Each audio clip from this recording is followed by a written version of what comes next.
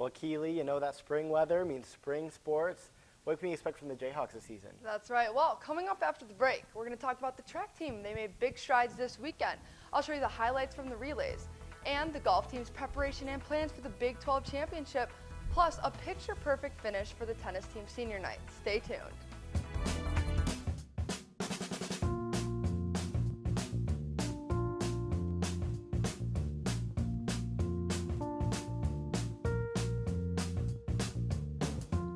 When you shop local in the heart of the city, you support the people that make our community thrive.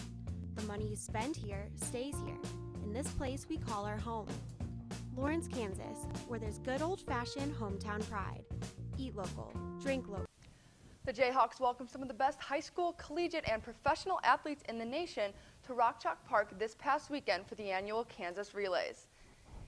KU, K-State, Harvard, and Nebraska battled it out in the quadrangular competition this weekend, but the Lady Jayhawks closed the competition by finishing 8 seconds faster than Harvard in the 4x400 meter relay. KU won 9 events and had a total of 209 points, while Nebraska had 181, K-State 164, and Harvard 104. In the men's quadrangular competition, KU track came up a little short and finished second behind Nebraska. The final event was the 4x4, and Bryce Hoppel was close but not close enough as he crossed the finish line right behind Nebraska. And a few exceptional performances from this weekend. Sophomore Gleb Dudarev was in the spotlight as he crushed the records, becoming the #1 performer in NCAA D1 this season. Plus, he broke the KU school record, the KU Relays meet record, and the Rock Chalk Park facility record. He also became the #5 performer in the world this year and #5 performer in collegiate history with the winning mark of 78.04 meters. Caroline Slattery got her career best in the 400 hurdles and became the 7th best performer in school history with a time of 59.63 seconds. Next up, track team will travel to Arkansas to compete in the National Relay Championships this upcoming weekend. And last year in the Big 12 Championship, the KU men's golf team walked away with a 3rd place finish, but according to their head coach, this year will be a bit more competitive. The 3-day event begins today in Tulsa, Oklahoma, and 5 of the 10 schools competing are ranked in the top 17 of Golf Week's latest rankings. The 36th-ranked Jayhawks know they need to bring their best game and focus on hitting fairways and greens if they want to succeed in this tournament. Kansas softball had a rough end of the season as the Baylor Bears demolished the Jayhawks in a clean 3-game sweep. Despite the loss, there were a few redeeming plays from KU. Senior third baseman Jesse Roan went 3 for 6 at the plate in Game 1 and singled in the first inning in Game 3 for a 3-game hitting streak.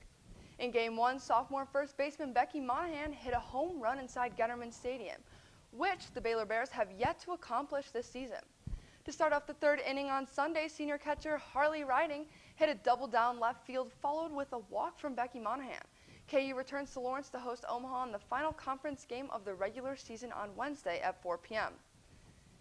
Debbie Bogasari celebrated her Jayhawk career as the team swept Oklahoma 4-0 Sunday afternoon on Senior Day.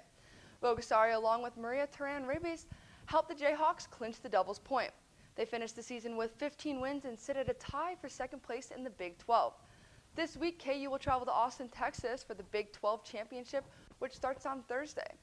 And that's all for sports, but if you're planning on heading out to watch track this upcoming weekend, Brittany's here to tell you what to wear. Brittany? Yes, it's going to be perfect weather for any sort of sporting event this weekend. Also, it'd be great if you just plan on going outside and enjoying Mass Street to go shopping.